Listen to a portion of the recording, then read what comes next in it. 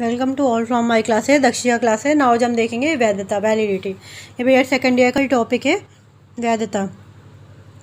मान लीजिए आप ऐसे टीचर किसी स्कूल में काम कर रहे हैं और आपने एक टॉपिक पढ़ाया, ठीक है। आप ये चाहते हैं कि हमें बच्चों की ये चीज़ चेक करनी है कि बच्चे ने उस टॉपिक का कितना याद किया है।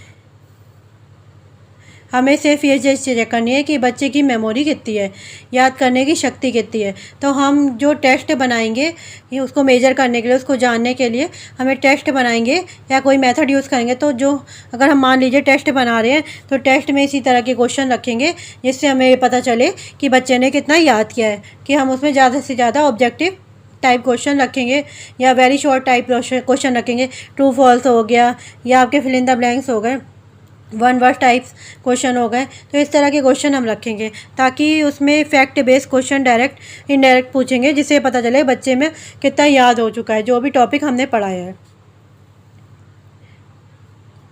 लेकिन अगर हम ये चाहते हैं कि बच्चा, हमें ये चीज़ चेक करनी है बच्चे ने इस टॉपिक को कितना समझा है, बच्चे में कॉम्प्रेसिव कितनी आई है, इस टॉपिक से रिलेटेड रिगार्डिंग कितनी समझ आई है, तो हम क्वेश्चन में शॉर्ट क्वेश्चन भी ऐड कर देंगे या लॉन्ग क्वेश्चन भी ऐड कर देंगे।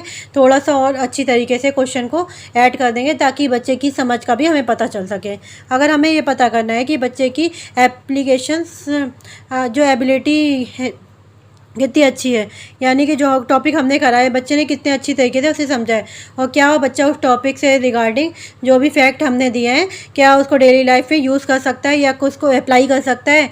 हमें ये चीज़ चेक करनी है तो हम क्वेश्चन में टेस्ट पेपर में उसी तरह के क्वेश्चन रखेंगे जिसमें कि एप्लीकेशन होते हैं, एबिलिटी का पता चल सके। जैसे हम मैथ का कर रहे हैं तो हम डायरेक्ट कोई एक्सरसाइज का क्वेश्चन रखेंगे जिससे बच्चे को फॉर्मूला अप्लाई करना पड़े, या कोई फिजिक्स वगैरह का टेस्ट है तो उसमें कोई एक्सपेरिमेंट रखेंगे या एग्जाम्पल पूछेंगे उससे रिलेटेड ताकि ये पता चल सके कि क्या बच्चा उसको डेली लाइफ के रिगार्डिंग अप्लाई कर पा रहा है कि नहीं कर पा रहा है, कनेक्ट कर पा रहा है कि नहीं कर पा रहा है, ठीक है।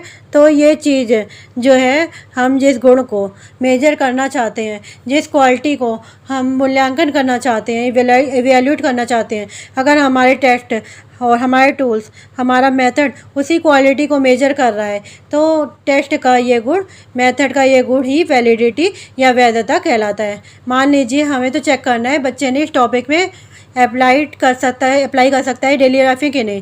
तो हमने उससे सारे ऑब्जेक्टिव टाइप के डायरेक्ट फैक्ट बेस्ड क्वेश्चन पूछ लिए तो हमें पता चलेगा क्या कि बच्चा अप्लाई कर सकता है? हमें नहीं पता चलेगा। हमें सिर्फ ग्रोथ और मेमोरी को पता चलेगा कि बच्चे जो हमने पढ़ा है बच्चे ने कितनी अच्छी तरीके से याद किया, रट लिया, हमें सिर्फ ये पता चलेगा।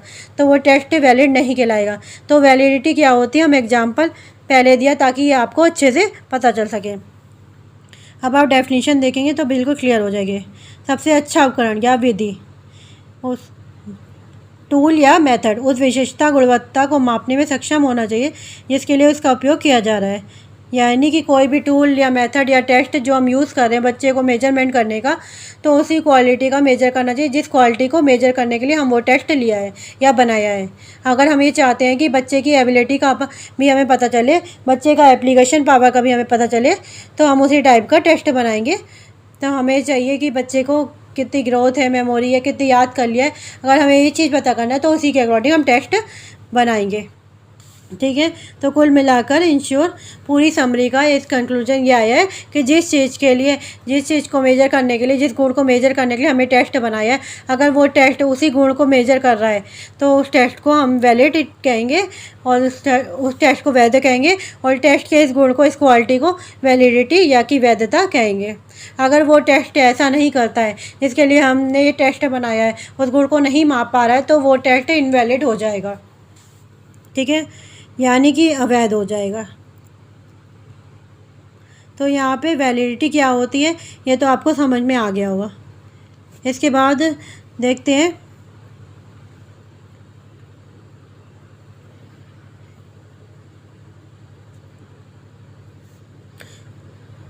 आगे, हम देखते हैं types of validity. Content validity, criterion relative validity, कॉन्ट्रैक्टिव validity. सामग्री वैधता, इनको भी 4 पार्ट में डिवाइड किया है। मानदंड संबंधी वैधता को 2 पार्ट में डिवाइड किया है। थोड़ा सा ब्रीफ में इसको जान लेते हैं, डिटेल में डिस्कस करने की ज़रूरत नहीं है, थोड़ा सा ब्रीफ में इसको जान लेते हैं। अगर एग्ज़ाम में आपको वैलिडिटी क्वेश्चन में आता है, इस तरह का क्वेश्चन आपका एग्ज़ाम में आता है, तो आप क्या करेंगे, सबसे ज़्यादा टाइप्स लेकर इस तरह का चार्ट बना लेंगे और चार्ट में सभी जो टाइप्स हैं उनको मेंशन कर देंगे, ताकि एक चार्ट में एग्जामिनर को सारा कुछ देखने को मिल जाए। और नेक्स्ट पेज से अगर उसी पेज पे जगह बची तो उसी पेज पे, ना तो नेक्स्ट पेज पे एक एक पॉइंट को, एक एक हेडिंग को लेंगे और उसके अंदर के 2-3 लाइन में उसको ब्रीफ में डिस्क्राइब कर देंगे। इससे क्या होगा, आपका आंसर लॉन्ग भी हो जाएगा और आंसर इफेक्टिव भी हो जाएगा। एग्जामिनर चार्ट पेपर को देखते ही, आपका जो चार्ट देखेगा उसके देखते ही आपके मार्क्स कंफर्म हो जाते हैं। तो ये चीज़ तरीका एक क्वेश्चन को अप्लाइड करने का, जब कोई टाइप्स वगैरह लिखने हैं तो उसका चार्ट बना के मेंशन कर दीजिए, तो हाईलाइट करके उसके बाद हम आगे का डिस्कस कर लेते हैं।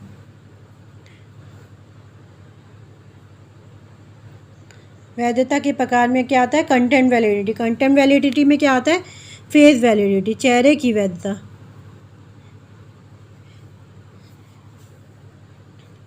फेस वैलिडिटी, चेहरे की वैधता। फेस वैलिडिटी मतलब अगर हमारे पास टेस्ट है और टेस्ट को देखकर ऊपर से देख के हम चला पा रहे हैं कि टेस्ट में क्वेश्चन जो रखे गए हैं वो उन गुणों को, उन वैलिडिटी को मेजर कर रहा है कि नहीं, जो क्वालिटी को हम मेजर करना था, तो ये होता है फेस वैलिडिटी।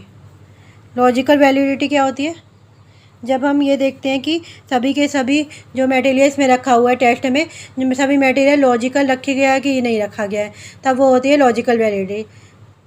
नेक्स्ट होता है सैम्पलिंग वैलिडिटी।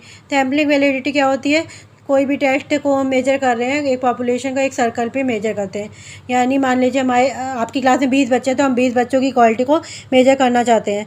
तो सैम्पलिंग वैलिडिटी ये होती है कि 20 बच्चों के अंदर गुणों को मापने के लिए टेस्ट बनाया है, तो 20 बच्चों में से कितने बच्चों को या किस हद तक, किस मिनट तक उनके गुणों को मेजर कर पा रहे हैं या कितनी वैलिड है, उसको हम कहते हैं सैम्पलिंग वैलिडिटी। इसके बाद आइटम वैलिडिटी, यानी कि जो आपका क्वेश्चन पेपर होता है या टेस्ट होता है उसमें अलग अलग तरीके से क्वेश्चन रखते हैं, अलग तरीके से स्टेप्स होते हैं, जैसे लॉन्ग हो गए, शॉर्ट हो गए, वेरी शॉर्ट हो गए, फिल इन द ब्लैंक्स, हर तरह के क्वेश्चन आप रखते हैं। तो आप हर एक आइटम को, हर एक पद अपने अपने रूप से जिस चीज़ के लिए वो रखे गए हैं, क्वालिटी को मेजर करने के लिए रखे गए हैं, क्या वो क्वालिटी को मेजर कर रहे हैं कि नहीं कर रहे, इस चीज़ को हम कहते हैं आइटम वैलिडिटी। इसके बाद आता है क्राइटेरिया रिलेटिव वैलिडिटी।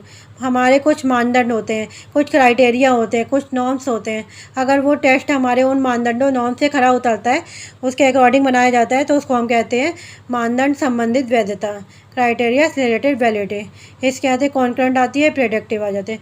कॉन्करेंट यानी कि पहले से कोई हमारे मानदंड, कुछ नॉर्म, कुछ क्राइटेरिया फिक्स होते हैं, अगर वो हम टेस्ट हमारा उस क्राइटेरिया पे खरा उतरता है तो उसे कहेंगे कंकरेंट वैलिडिटी। प्रेडिक्टिव वैलिडिटी क्या होती है, हमारे पास कुछ प्रेडिक्टिव मानदंड होते हैं कि आगे ऐसा होना चाहिए, ये क्राइटेरिया होना चाहिए, अगर हमारा टेस्ट उन मानदंडों, उन क्राइटेरिया पे खरा उतरता है तो वो कहलाता है प्रेडिक्टिव वैलिडिटी टेस्ट। इसके बाद कॉन्स्ट्रक्टिव वैलिडिटी मतलब रचनात्मक वैधता है। इसमें क्या कहा जाता है कि कॉन्स्ट्रक्टिव वैलिडिटी में, इसमें नाम से ही पता चलता है कॉन्स्ट्रक्टिव मतलब कुछ ना कुछ क्रिएटिव हो। जब हम बच्चे की, उनकी मेंटल एबिलिटी क्या है, इन सबको, इन चीज़ों का एनालाइज करते हैं वो, और उसके बाद जो टेस्ट का निर्माण करते हैं, कॉन्स्ट्रक्ट करते हैं, निर्माण करते हैं, जिससे कि टेस्ट के बाद बच्चे पे उतना इफेक्टिव बिहेवियर भी नज़र आता है, हम देख पाते हैं कि बच्चे में चेंज आ रहा है, तब हम उसे कहते हैं constructive validity test.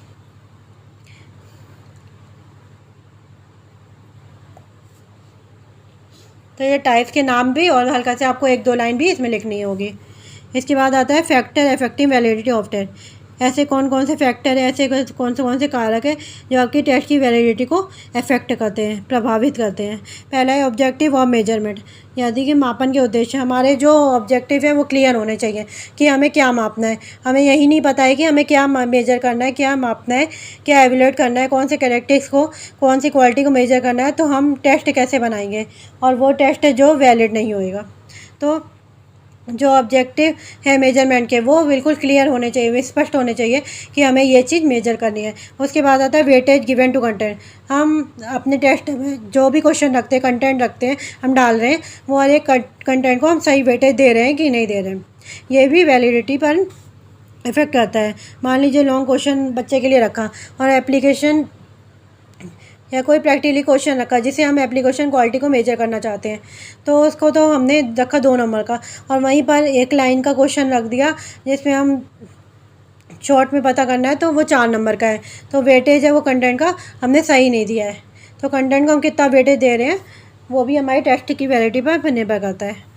Types of question में हम टेस्ट में किस तरह के क्वेश्चन रख रहे हैं ये भी एक फैक्टर है जो कि आपकी टेस्ट की वैलिडिटी को अफेक्ट करता है। डिफ़िकल्टी लेवल ऑफ क्वेश्चन का क्या डिफ़िकल्टी लेवल होगा, हम जिस चीज़ को मेजर कर रहे हैं उसी के अकॉर्डिंग डिफ़िकल्टी लेवल होना चाहिए।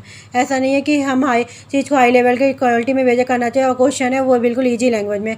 जैसे मान लीजिए आपको सीटेट का एग्ज़ाम होता है, अब सीटेट का लेवल बहुत अच्छा होता है, अच्छा खासा लेवल होता है, लेकिन हम अगर उसमें ईजी क्वेश्चन बिल्कुल पूछे जाए तो वो क्या टेस्ट वैलिड रहेगा, नहीं रहेगा। तो डिफ़िकल्टी लेवल भी अकॉर्डिंग होना चाहिए कि आप किस क्वालिटी को मेजर कर रहे हैं, किस क्वालिटी का टेस्ट लेना चाह रहे हैं।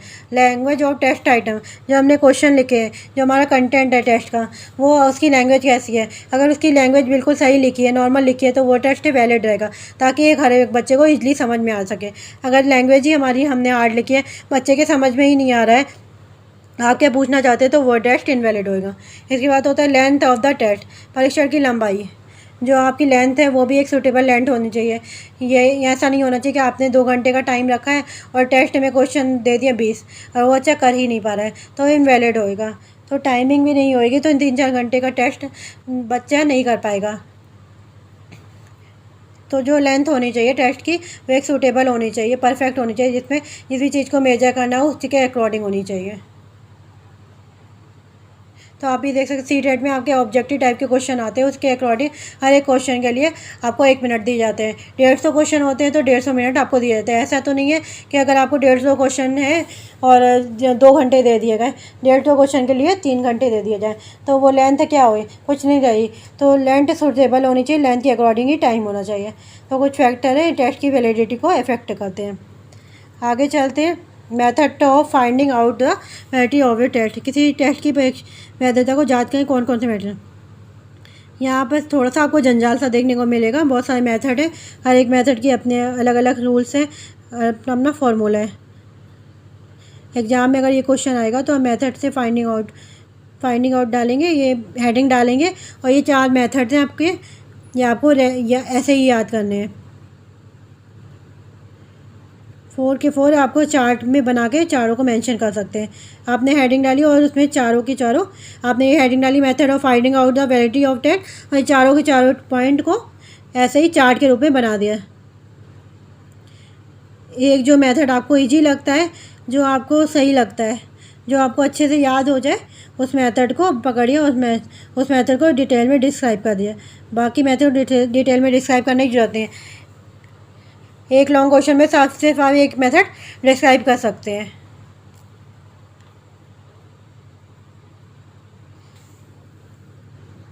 अलग से क्वेश्चन नहीं आता, वैलिडिटी लॉन्ग क्वेश्चन में साथ में आता है।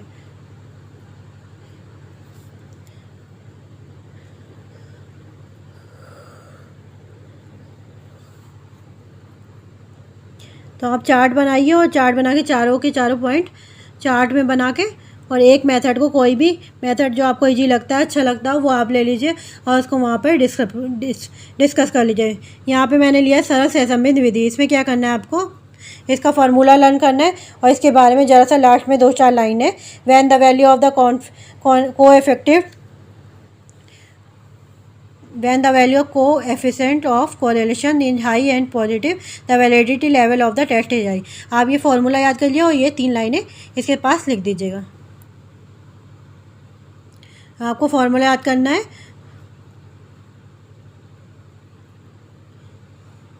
ये फॉर्मूला याद करके आपको यहाँ पे ये तीनों लाइन याद करनी। जब सहसंबंध के गुणांक का मूल्य अधिक और सकारात्मक होता है तो परीक्षण की वैधता का स्तर अधिक होता है।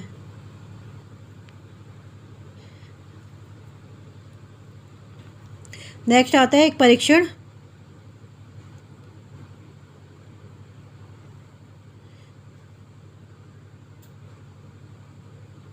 एक परीक्षण की वैधता बढ़ाने के उपाय।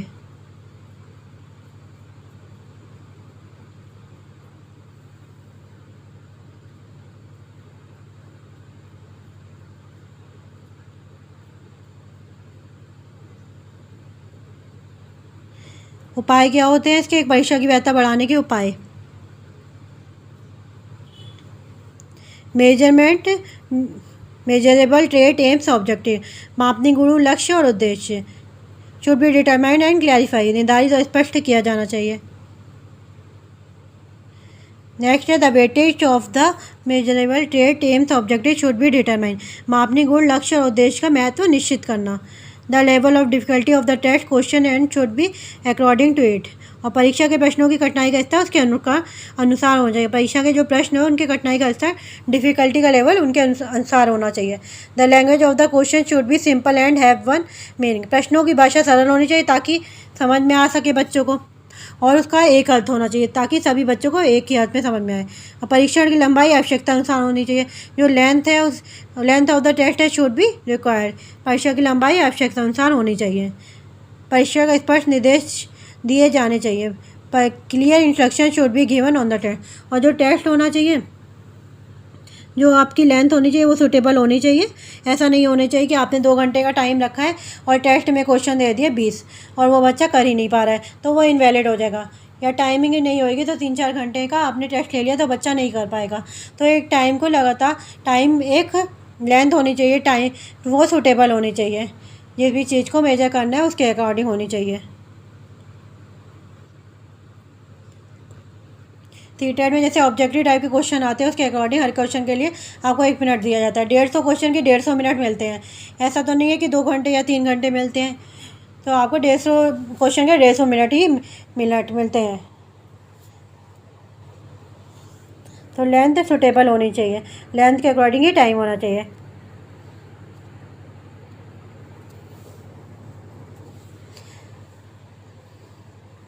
Thanks for watching. अगर आपको हमारी वीडियो पसंद आई तो please like share and subscribe जरूर करिए।